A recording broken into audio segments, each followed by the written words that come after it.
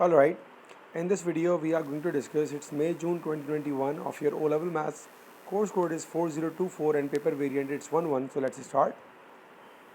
First question, 74.6 times 10 minus 3.89 times 100. So it will be 746 minus 3.89 times 100, it will be 389. इनको minus करना है आपने.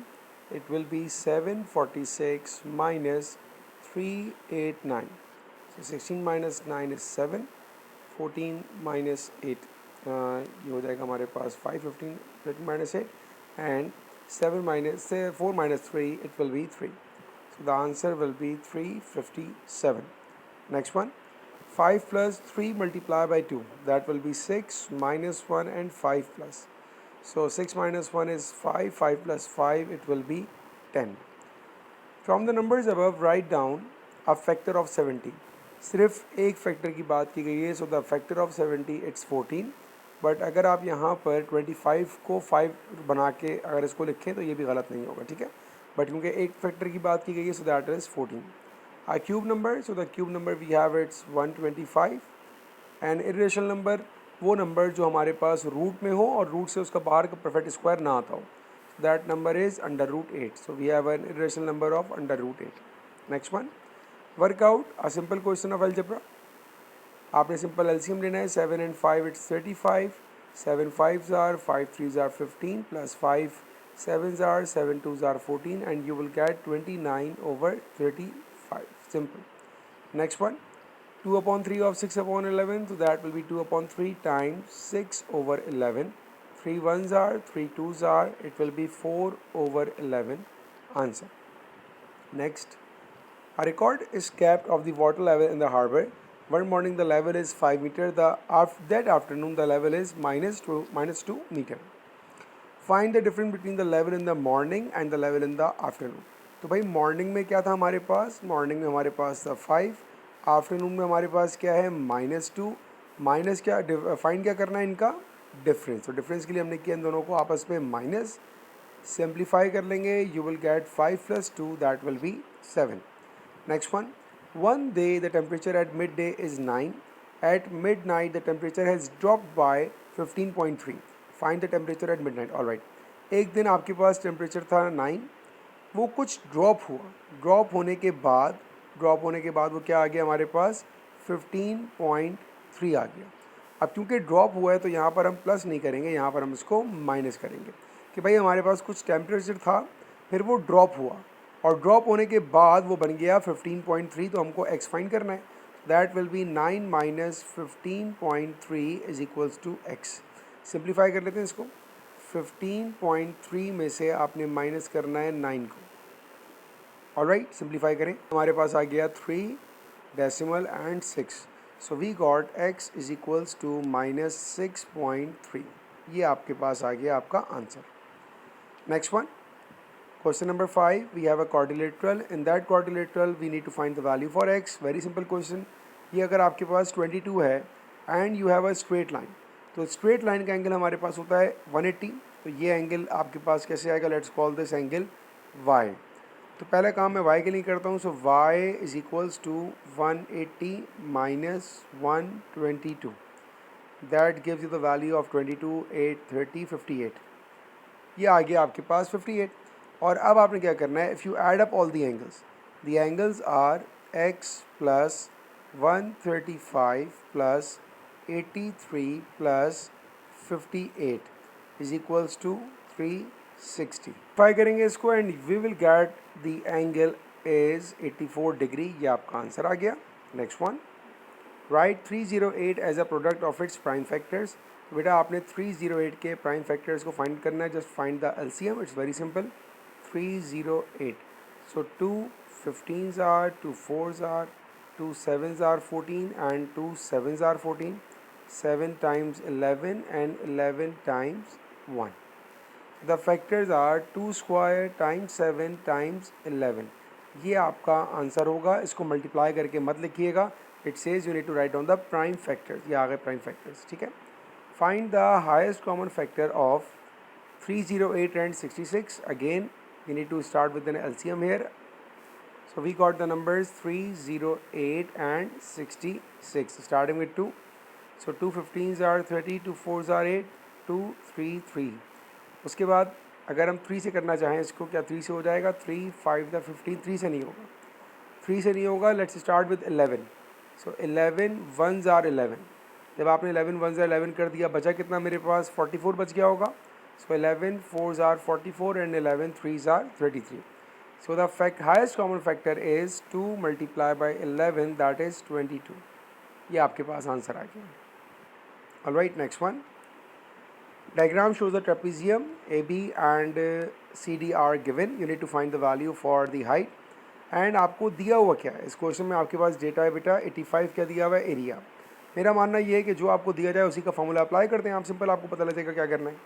सो area is equals to 1/2 A plus B times height. Value place करते हैं. Area is 85 equals to 1/2. What is A? 10 plus 7 and the value for height is unknown. ये आ जाएगा 85 multiply by 2 equals to 17 times H. यहाँ पर इनको multiply करने की अभी कोई ज़रूरत नहीं है क्योंकि 17 मल्टीप्लाई हो रहा है, आके डिवाइड करेगा. ठीक है, तो आप मल्टीप्लाई अपनी मिनिमाइज रखें, खामा एक्स्ट्रा एफर्ट करने की ज़रूरत नहीं है. डिवाइड होगा, नंबर आपके छोटे हो जाएंगे. अब यहाँ पे सिंप्लीफाई करना स्टार्ट करते हैं बेटा. 17 1s are and 17 5s are. So 5 2s are 10. So the value for the height is 10. Answer. Simplify 6x plus 15 minus 2x plus 8. Very simple. 6x minus 2x 4x, 15 plus 8 23. Answer. Next one. Expand and simplify. बेटा आपके पास लगेगी algebra की identity. क्या होती है भाई? अगर आपके पास है a minus B whole square, तो ये बराबर होता है a square minus 2ab plus B square. ये आपकी आइडेंटिटी है. मैं यहाँ पर सिर्फ ब्रैकेट बना के छोड़ रहा हूँ. a square minus 2ab plus B square, और a की जगह क्या आ जाएगा? x, और b की जगह आ जाएगा आपके पास 5. सिंप्लीफाई कर लें इसको. So you got x square minus 10x plus 25. ये आ गया आपके पास answer. Alright, next one. Insert the correct symbol equal to, lesser than and greater than. 0.6 kg and 60 ग्राम. सबसे पहले आप इनका यूनिट देखो.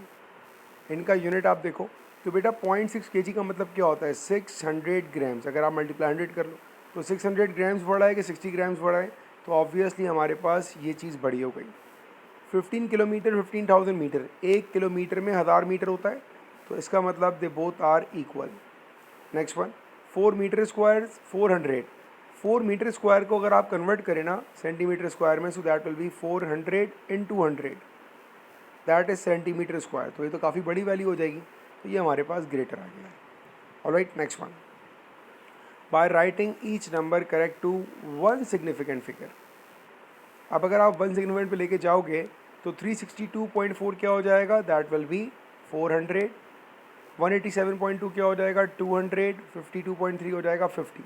400 माइनस 200 200 डिवाइडेड बाई 50. सिंप्लीफाई किया, आंसर आ गया आपके पास 4. क्लियर है? Alright, next one. In a survey 3 out of every 100 women were taller than 1.9 metre. तो 100 में से हर ऐसी 3 औरतें हैं जो कि इस हाइट से ज़्यादा हैं. One of these 100 women is picked at random. Calculate the possibility that she is not taller than.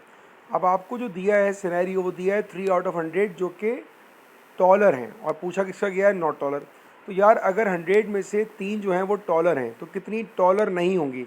Obviously 97 जो है ना वो नॉट टॉलर हो गई. ऐसा ही है. आपको क्या निकालना है? आपको निकालनी probability. So what you will do, 97 जो आपका फेवरेबल आउटकम है divided by 100, it is equals to 0.97. Answer. Next one.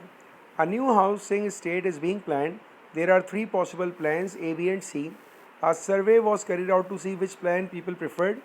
The relative frequency table show the result. सबसे पहली बात, ये आपको दी गई रिलेटिव फ्रीक्वेंसी. ठीक है ना. अब आते हैं क्वेश्चन के ऊपर. प्लान ए बी सी नज़र आ गया. 52 people preferred plan C. Plan C कितने लोगों ने बोला? 52 ने बोला. सबसे पहले स्टार्ट करते हैं बेटा हम RF के फॉर्मूले से. रिलेटिव फ्रीक्वेंसी बराबर होती है frequency divided by total frequency. ये फॉर्मूला मैं अभी अप्लाई कर रहा हूँ सी के ऊपर. ठीक है. सी की RF कितनी है? 0.2. तो मैंने भाई सी की RF लिखी 0.2. सी की फ्रीक्वेंसी कितनी है? 52. सी की फ्रीक्वेंसी आ गई 52. और टोटल फ्रीक्वेंसी मुझे नहीं पता। So total frequency is equals to 52 divided by 0.2। अब ये डेसिमल हटेगा तो क्या हो जाएगा, ये हो जाएगा 520 डिवाइडेड बाय 2। और अगर आप इसको सिंप्लीफाई करोगे सो 2 2 ज़ार 4, 2 6 ज़ार 12 0। So the total frequency is 260।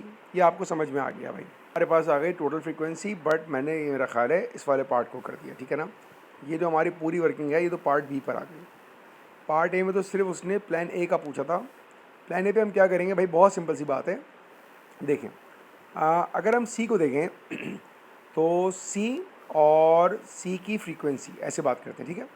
सी की हमारे पास फ्रीक्वेंसी कितनी है 0.2, जो उसकी आर एफ आपको दी हुई है। और सी की फ्रीक्वेंसी कितनी है आपके पास 52, ये आपको दिया ना 52, ये आ गई। हमें फाइंड करनी है ए की आर एफ कितनी है हमारे पास 0.3 और ए की फ्रीक्वेंसी मुझे नहीं पता। सिंपल क्रॉस मल्टीप्लाई का सवाल था, सही है, सिंपल क्रॉस मल्टीप्लाई करना है इसको। तो अब हमने क्या किया भाई, ये आ जाएगा हमारे पास 52 multiply by 0.3 is equals to 0.2 multiply by x. 0.2 जाके डिवाइड कर दें, 52 into 0.3 divided by 0.2 equal to x. Point से पॉइंट को रिमूव कर देंगे, ठीक है। तो ये क्या बन गया हमारे पास, ये बन गया, अब सिंप्लीफाई करते हैं, बल्कि 2 को और 52 को कैंसिल कर दें। 2 1 ज़ार 2, 2 2 ज़ार 4, 2 6 ज़ार 12, 26 इंटू 3, 26 इंटू 3, 3 6 ज़ार 18, 3 2 ज़ार 6, 78। सो द आंसर इज 78, ठीक है। ये पहला पार्ट हो गया। सेकंड पार्ट भी हमने कर लिया। Next one 12। Bernard bought a game in the US for $15. Alice bought the same game in Zambia and paid the equivalent amount price in Zambia. Watch Z के that is the currency. Calculate the price that Alice paid. All right. अब आपको दिया हुआ है कि एक Z के बराबर है $0.075 के, और उसने कितना पे किया था भाई $15। तो अगर $15 होगा तो कितनी प्राइस होगी, क्रॉस मल्टीप्लाई करते हैं। So we got 15 is equals to 0.075x। 15 divided by 0.075 is equals to x। इसको हम करते हैं सिंप्लीफाई, ज़रा मैं इसको थोड़ा साइड पे कर दूँ, अब सही है। ऑलराइट, अभी क्या हो जाएगा मेरे पास 15 डिवाइडेड बाय 0.075।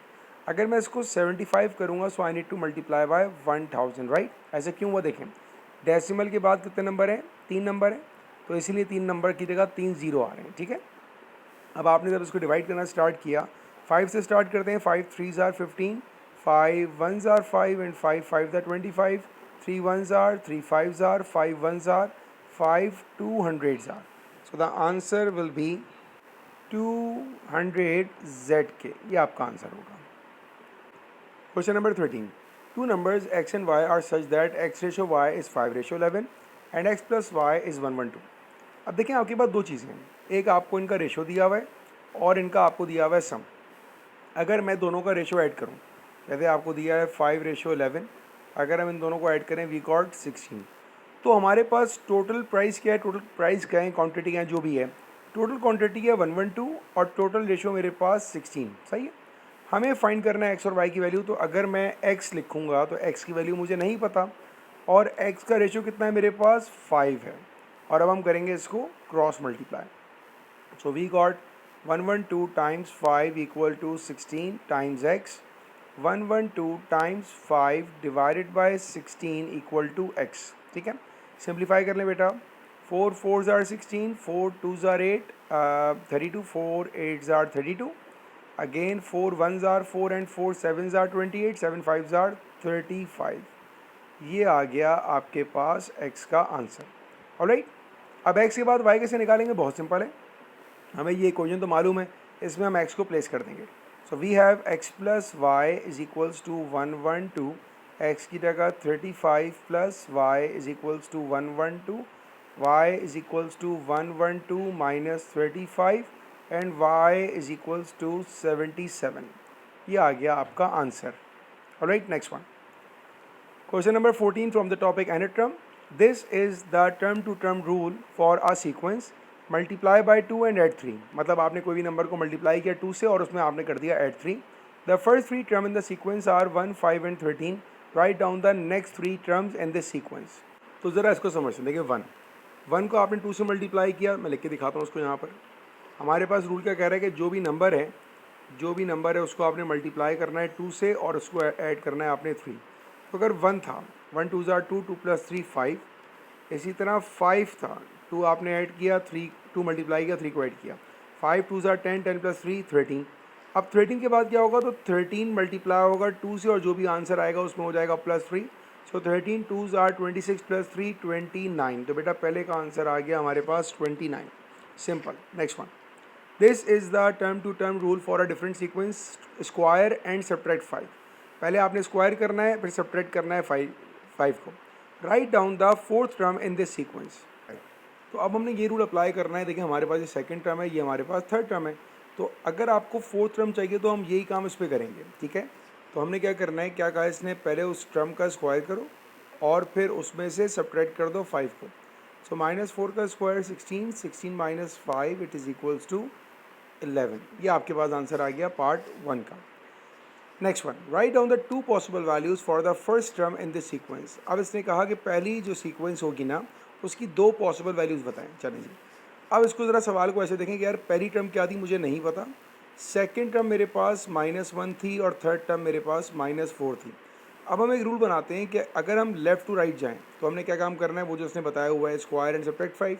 जैसे कि अगर आप -1 का स्क्वायर करो, -1 का स्क्वायर करो तो -1 का स्क्वायर क्या हो जाएगा हमारे पास, 1 हो जाएगा। 1 में से -5 किया तो यू गॉट -4। तो ऐसे हमारे पास ये वैल्यू आ गई। लेकिन अगर हम इसको राइट टू लेफ़्ट ऑर्डर में लेके जाएं तो क्या ऑर्डर होगा, तो इसका अपोजिट हो जाएगा। अभी हम क्या कर रहे हैं, subtract 5 and then square and subtract 5। इसका अपोजिट क्या हो जाएगा, इसका अपोजिट हो जाएगा, अगर मैं यहाँ लिख के दिखाऊँ आपको, अगर हम इस डायरेक्शन में जाएंगे तो हमको करना पड़ेगा +5 और +5 के बाद we need to apply under root of it, ठीक है। अगर हम बैकवर्ड काम करेंगे तो हमें ये काम करना पड़ेगा, ठीक है। अब आपको यही चीज़ अप्लाई करनी है इसके ऊपर और हम इसको वेरीफाई भी कर सकते हैं।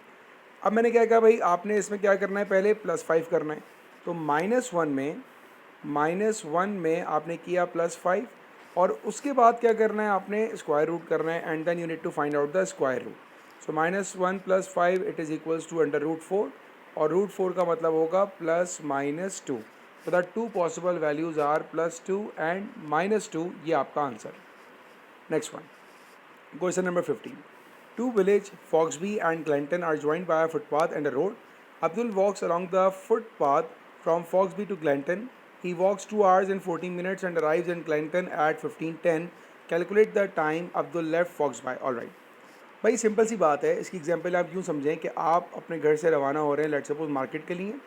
आपको रास्ते में टाइम लगा 1 घंटा और आप पहुँचे 5:30 बजे। तो आप रवाना कब हुए होंगे, इट्स क्वाइट ऑब्वियस कि आप रवाना हुए होंगे 4:30 बजे। ये चीज़ आपसे यहाँ पूछ रहा है कि भाई आप पहुँचे कितने बजे, आप पहुँचे 15:10 पर आप पहुँचे।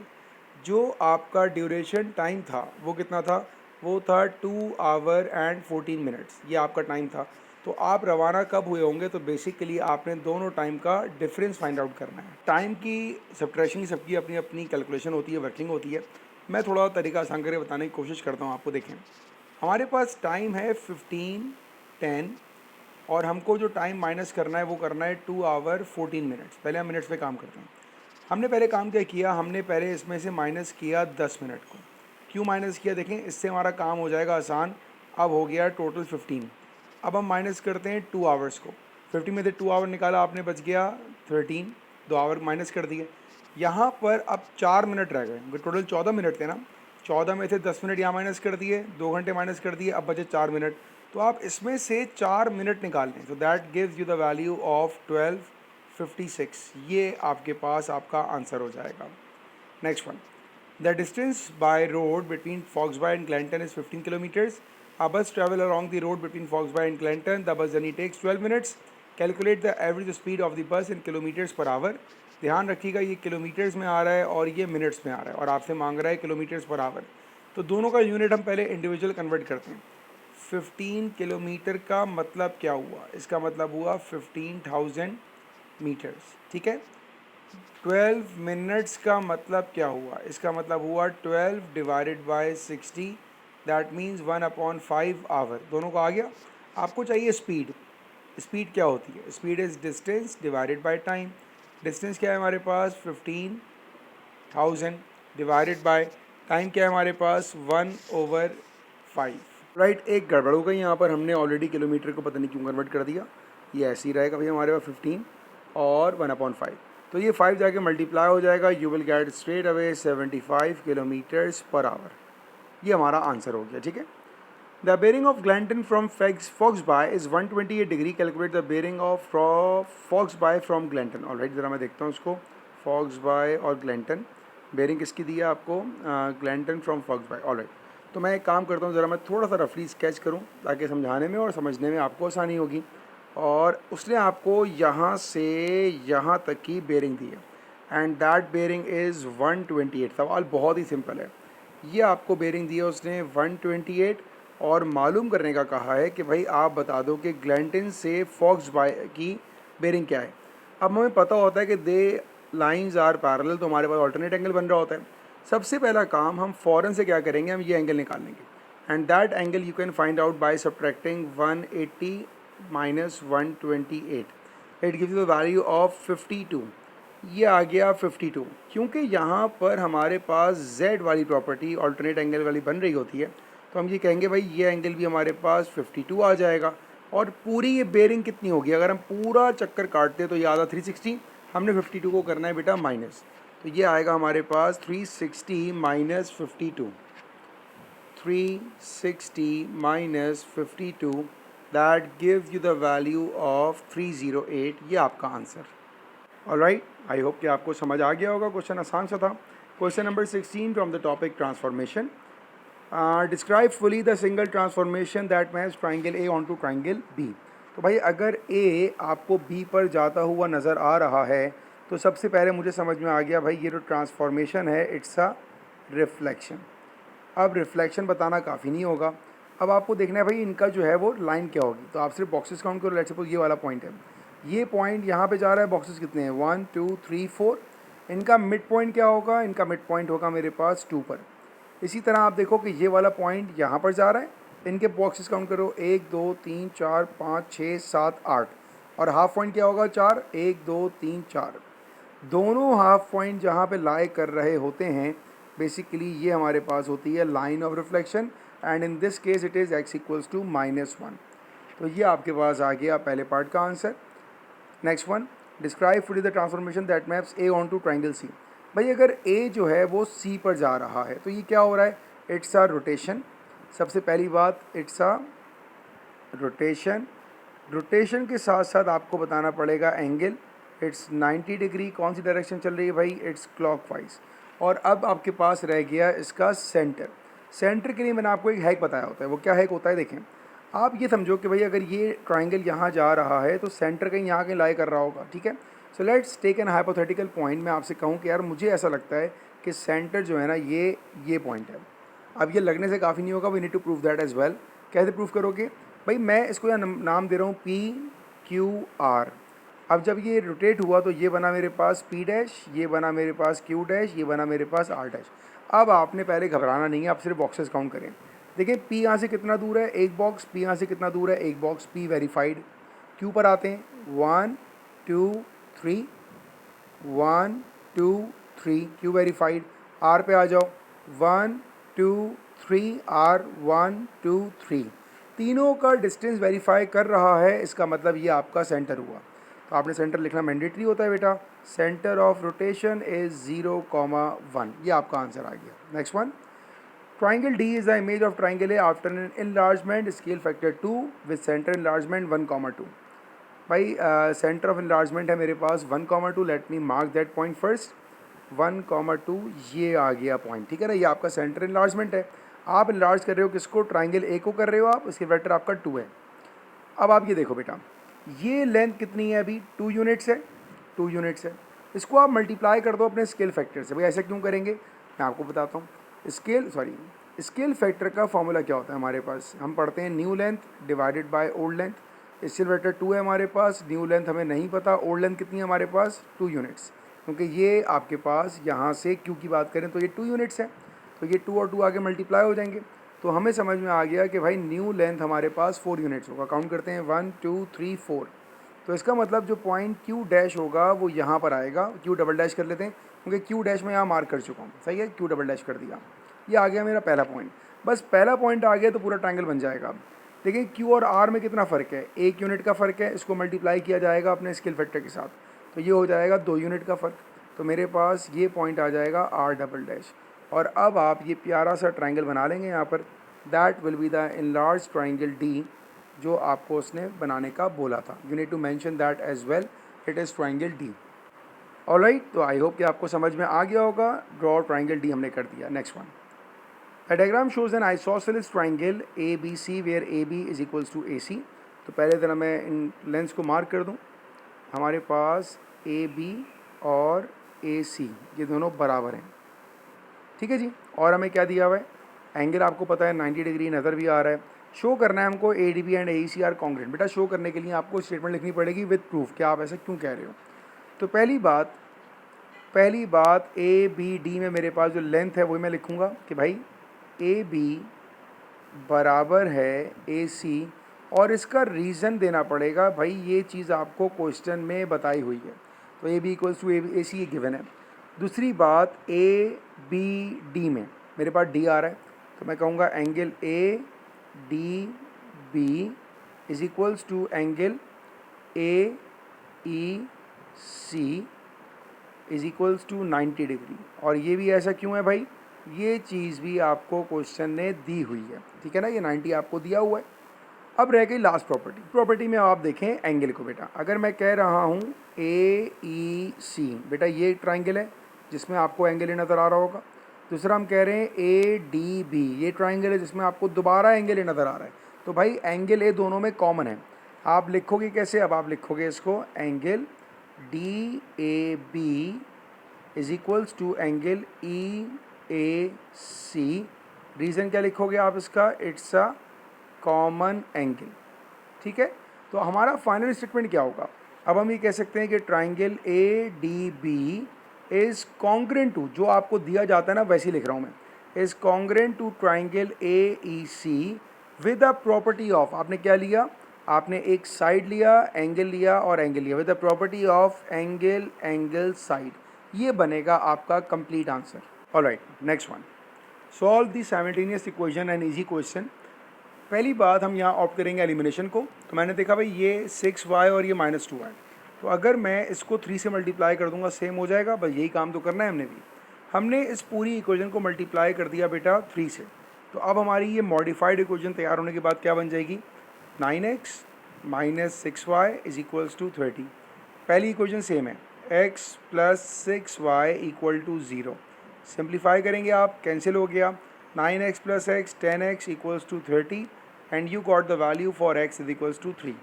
x का आंसर आ गया। y के लिए आप कोई भी इक्वेशन ले लें, मैं फर्स्ट वाली ले रहा हूँ, x + 6y = 0, x की जगह 3 + 6y = 0, 6y = 3 वहाँ जाएगा तो -3 हो जाएगा, y = -3/6, y = -1/2। ये आपके दोनों answers. Next one, y is proportional to x - 1 square, so it is y is equals to k times x - 1 square. That's how we write proportionals. अब आपको y और x दिया है ताकि आप k निकाल सको। तो बेटा y की जगह 18, k अपनी जगह, और x की जगह आपने प्लेस किया 4। तो बेटा 4 - 1 इट्स 3, स्क्वायर लगाना मत भूल जाइएगा। 18 = k, 3 का स्क्वायर 9, ये आके यहाँ पे आपने डिवाइड कर दिया। सो 18/9 इज़ 2 = k। बेटा ये आपके पास आंसर आ गया k का। और जैसे ही आपके पास आंसर k का है ना, उसको आपने फ़ौरन से इसी इक्वेशन में प्लेस करना है। अब तो अब ये इक्वेशन क्या आ जाएगी, y = 2 x - 1 का होल स्क्वायर। अब मुझे बेटा यहाँ पर x की वैल्यू मालूम है, उसको मैंने यहाँ पर प्लेस करना है। सो y = 2, x की जगह 6 - 1 square, 2 6 - 1 5 square, 5 square 25, 2s are 50। ये आपके पास आ गया y का answer. Next one, the line y 2y = s is drawn on the grid. तो ये जो लाइन है हमारे पास, इट्स 2y = x, ये आपके पास आ गई। On the grid draw the graph of y = 2। बेटा y = 2 की लाइन हमारे पास बनेगी हॉरिजॉन्टल, और इसको हम सिंपल बना देंगे, स्ट्रेट एक लाइन आ जाएगी, y = 2 के ऊपर ये लाइन आ गई। Alright, so that is a line y = 2। और क्या बनाना है आपको, y + x = 4। अगर आप भूल गए ना कि आपको लाइन कैसे बनानी है तो बिल्कुल घबराने की तो बात ही नहीं है। आपने इसको प्लॉट करना है, आसान तरीन मेथड में आपको बता रहा हूँ। पहले आप x को 0 पुट कर दो और निकालो y, फिर हम y को 0 पुट करके x निकालेंगे, ठीक है।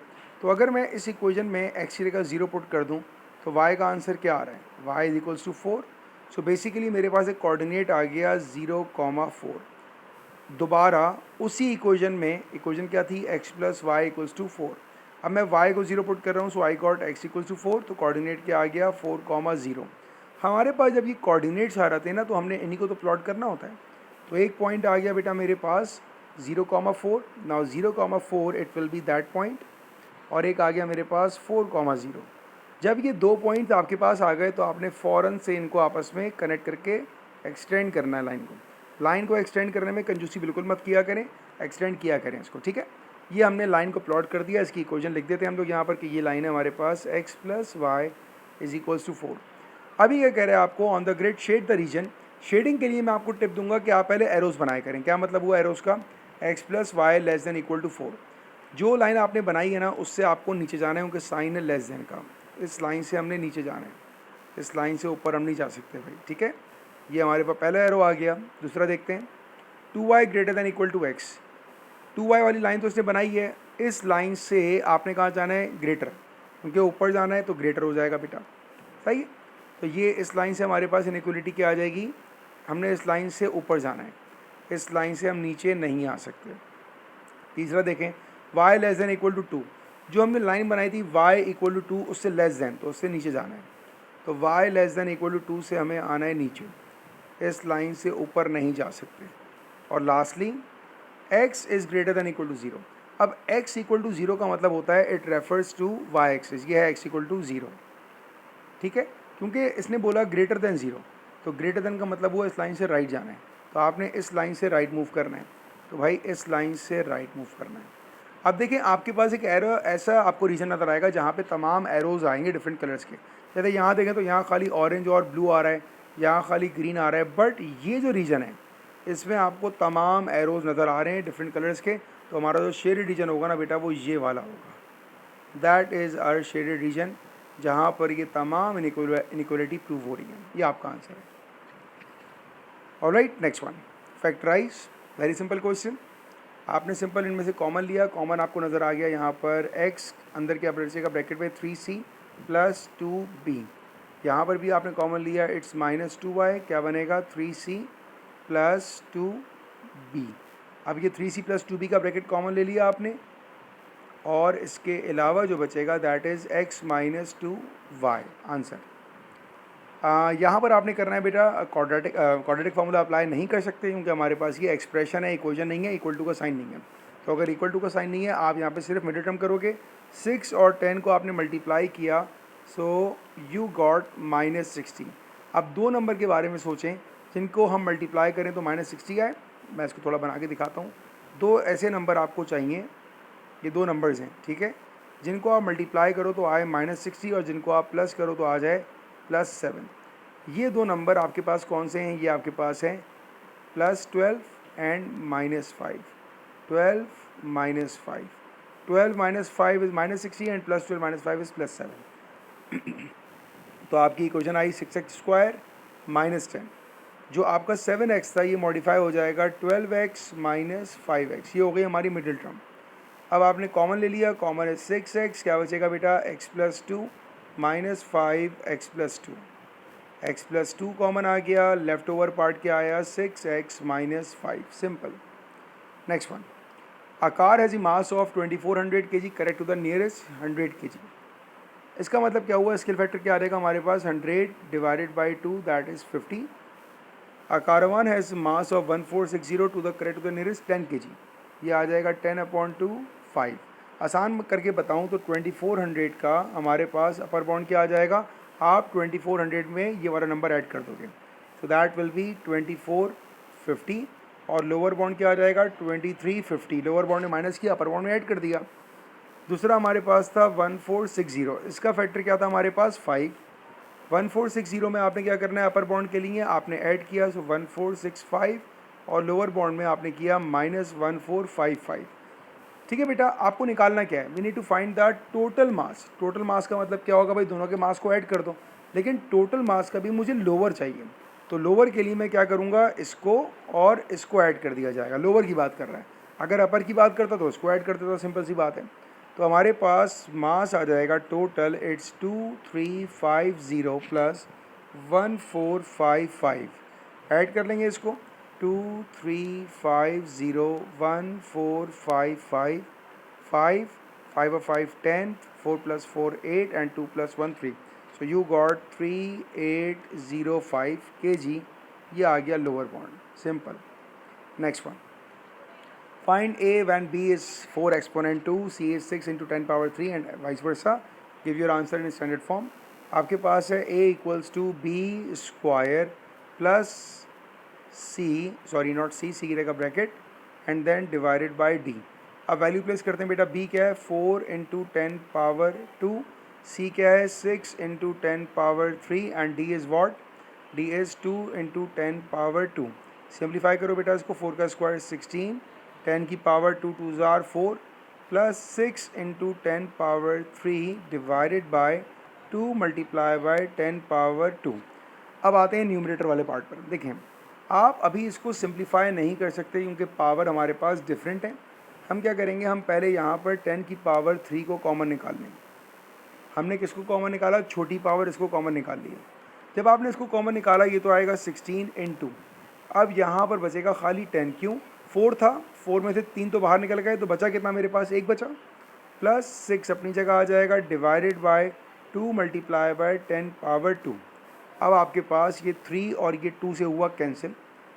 अब क्या बच गया मेरे पास, अब मेरे पास ब्रैकेट के अंदर क्या आ गया भाई, 10 बाहर है, 16 मल्टीप्लाई बाय 10 160, 160 में आपने 6 को ऐड किया, you got 166 divided by 2। Alright, 2 1s are 2, 2 8s are 16, 2 3s are 6, you got 830। Answer देना है स्टैंडर्ड फॉर्म में, so it will be 8.30 into 10 to the power 2। ये आपका आंसर बनेगा।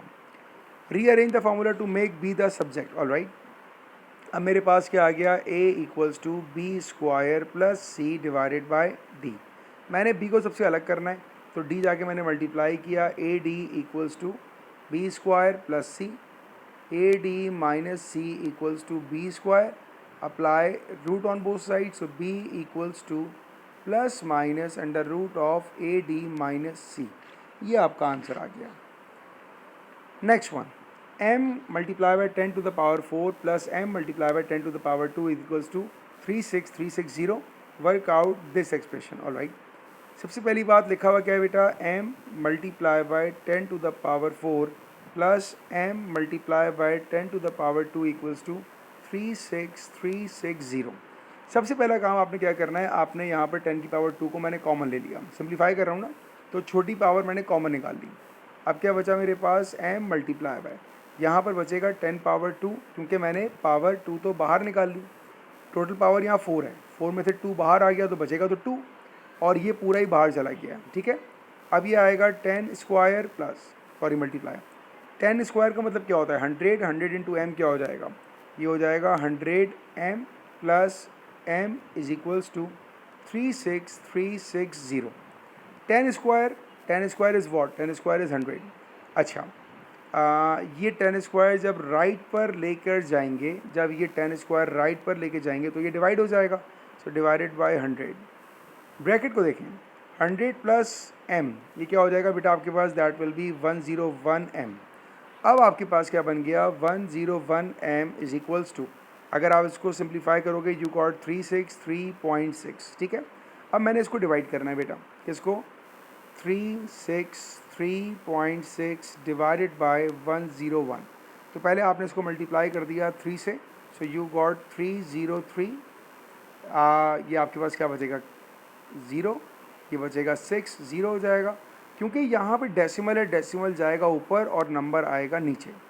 अब आपने 101 को किससे मल्टीप्लाई किया कि 606 आ रहा है, तो आपने 6 से मल्टीप्लाई किया, यू गॉट 606। ये आपका आंसर आ गया, किसका, m का आंसर आ गया। ये था बड़ा ट्रिकी पार्ट, आई होप कि आपको समझ में आ गया हो। बहुत ही सिंपल मेथड किया है सिंप्लीफाई करने का, इससे सिंपल मेरा ख्याल है हो नहीं सकता। अब आप ये देखो बेटा कि अब आपने इसको सॉल्व करना है, तो अब आपके पास जो सॉल्व करने वाला मटेरियल है वो क्या है, m multiply by 10 power 4 minus m multiply by 10 power 2। अब आपने पहले घबराना हमेशा की तरह नहीं है, आपने सिंपल यहाँ पर m की जगह वैल्यू प्लेस करनी है। 3.6 into 10 power 4 minus 3.6 into 10 power 2। इनमें दोबारा वही वाला काम करना है भाई, कॉमन लेंगे 10 पावर 4 10 पावर 2 कॉमन ले लें आप, तो ये आ जाएगा मेरे पास 10 पावर 2 कॉमन लिया, ये आ गया 3.6 इंटू 10 पावर 2 माइनस 3.6, 10 पावर 2 अपनी जगह। 3.6 को अगर आप 10 स्क्वायर से मल्टीप्लाई करेंगे यू गॉट 360 माइनस 3.6। 360 में से 3.6 निकालेंगे तो 3 निकाला 357 और 356.4 इंटू 10 पावर 2। ये 10 पावर 2 कहाँ से आया, घबराइएगा नहीं, ये वाला ही है मेरे पास, मैंने आगे लिख दिया। मुझे आंसर देना है स्टैंडर्ड फॉर्म में, इसने कहा हुआ है, इसने कहा तो मेरे ख्याल नहीं है कुछ भी ऐसा कि आंसर स्टैंडर्ड फॉर्म में देना है कि नहीं देना। चलें, इसने कुछ नहीं बोला तो मैं इसको ऑर्डिनरी फॉर्म में कर दूंगा। 356.4 है ना, और ये लिखा हुआ है 10 की पावर 2। अब देखें दो तरीके आंसर देने के, या तो मैं इसको लिखूं 35640, क्योंकि इसने मुझे कुछ कहा नहीं है, इसने कहा हुआ है सिर्फ वर्कआउट में ये भी इसका आंसर मैं सही कर सकता हूँ, मतलब ये जो आंसर है ये आंसर भी ठीक है, ठीक है। और अगर मैं इसको स्टैंडर्ड फॉर्म में देता तो ये होता 3.564 इंटू 10 टू द पावर, देखिए पावर 2 तो है, डेसिमल 2 कदम पीछे गया तो ये आ जाएगा power 4। So both of the answers are right. I think कोई ऐसा खास डिसीजन नहीं है, तो आप कुछ भी आंसर दे सकते हैं। Next one matrices, it says m minus n, very simple question. पहले एक काम करते हैं, मैट्रिक्स लिख दो 5 2 1 3 माइनस 4 3 माइनस 2 0। सिंप्लीफाई कर लें बेटा, 5 minus 1 4, 1 minus minus 2 3, 2 minus 3 minus 1, 3 minus 0 3। ये आपके पास पहले पार्ट का, सॉरी 5 माइनस 4 तो 1 होगा, 5 माइनस 4 इट्स 1। ये आपके पास पहले पार्ट का answer. Next one, find the value of C and the value of D. आपको यहाँ पर जो डेटा दिया हुआ है ना काम का, वो है पी क्यू। अब आपने क्या करना है, आपने पी क्यू फाइंड करना है। पी क्यू, मेरे पास पी का मैट्रिक्स क्या है, 2 सी 4 माइनस 5, क्यू क्या है 3 माइनस 2 2 डी। मल्टीप्लाई कैसे करते हैं मैट्रिक्स को, मेरे पास एक बहुत ही सिंपल सा ट्रिक होता है मैट्रिक्स मल्टीप्लाई करने का। वो क्या है भाई, आप बना दें इस तरह के एरो, पहले में हमेशा हॉरिजॉन्टल आएंगे और नेक्स्ट में हमेशा वर्टिकल आएंगे। अब हम ये देखते हैं कि हमारे पास 2 इस एरो की पोजीशन होती है। जैसे मैं एरो बनाऊँ ना, मैं कहूँगा भाई ये वाला पार्ट इसका टेल है और ये वाला पार्ट इसका हेड है। अच्छा, इसकी मैंने वीडियो डाली हुई है, तो अगर आपको उसकी डिटेल देखनी हो तो आप वो वीडियो देखिएगा। जैसे मैंने खाली ये बताया कि हाउ टू मल्टीप्लाई मैट्रिसेस, तो मैं यहाँ खाली बताऊँगा करते कैसे हैं। अब टेल मल्टीप्लाई होती है बेटा टेल के साथ, तो आपने सिंपल मल्टीप्लाई किया, 2 3 jar 6 minus 4 2 jar 8, 2 2 jar 4 plus 4 into D. ये क्या हो रहा है, ये देखें, 2 इससे मल्टीप्लाई हुआ तो 4 आया, 4 डी से मल्टीप्लाई हुआ तो 4 डी आया, तो ये ऐसे ही चलता रहेगा, ठीक है। अब आप देखें नीचे वाला, ये सी मल्टीप्लाई होगा, सॉरी ये सी मल्टीप्लाई होगा मेरे पास 3 के साथ, that will B 3c minus minus plus 5 2 jar 10, और सी मल्टीप्लाई हुआ 2 के साथ 2c माइनस 5d। ये आ गया मेरे पास पी क्यू का मैट्रिक्स मल्टीप्लाई करने के बाद। अब एक पी क्यू ये आ गया और एक पी क्यू हमें दिया हुआ था, अब हम दोनों को इक्वेट कर देंगे, ठीक है। तो हमारे पास पी क्यू क्या आ गया, -2 3c plus 10 4 plus 4d and 2c minus 5d। इसको आपने इक्वेट किया -2 19 0 11 के साथ। अब देखें बेटा, करस्पॉन्डिंग मेंबर्स देखें इक्वेट होंगे, ये दोनों आ गया 2, 4 प्लस 4d का करस्पॉन्डिंग मेंबर हुआ 0, इसको इक्वेट करने अब आप, 4 plus 4d equal to 0, 4d equals to -4 and d equals to -1। ये आ गया d का आंसर।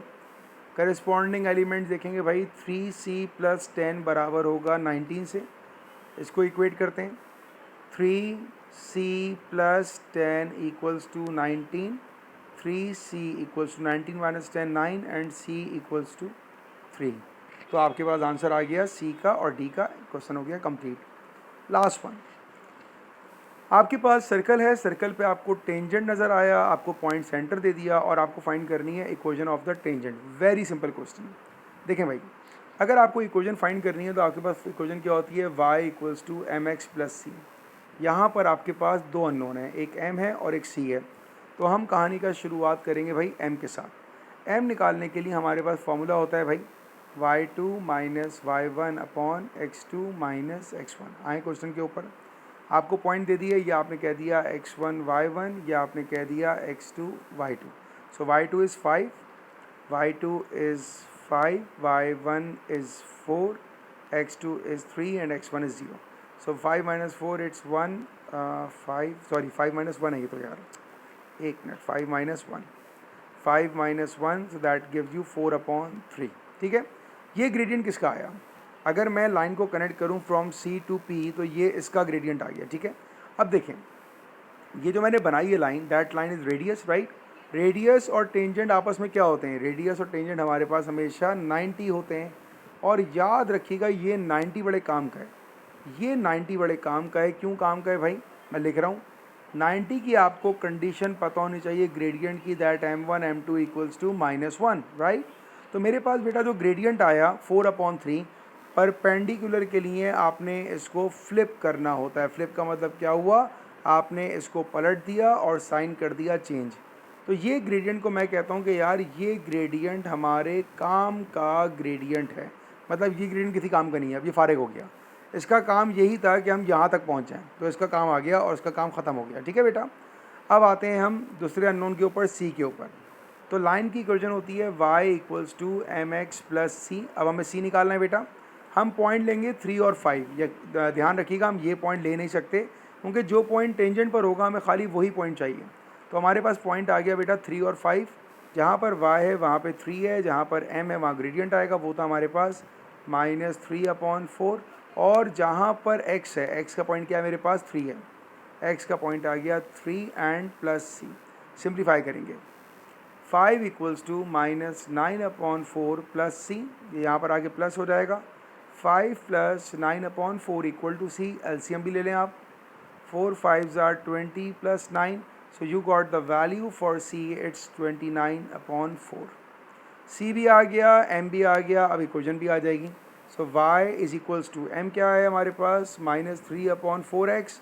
C क्या आया हमारे पास? 29/4। और ये आ गई आपके पास इक्वेशन ऑफ टेंजेंट, ये आपका आंसर है।